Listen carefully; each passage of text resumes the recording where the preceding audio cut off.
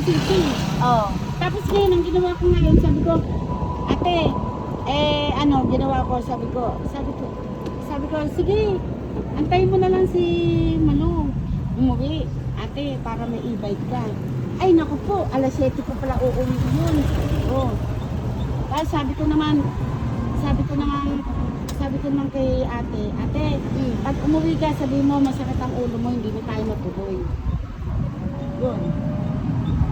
Para alam ni Si Teya. Teya, Kasi si Teya, sasabihin ko. oo. Kasi para sabihin ni Teya, hindi Oo. ayaw na, di ba? Oo. Mindset. Mindset ba? Ayun. Oh, umawak ka dyan. Tapos ngayon, hindi ganun na nga.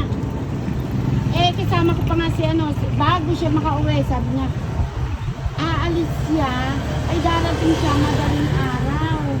Bukas, ganyan-ganyan siya. Sabi ko,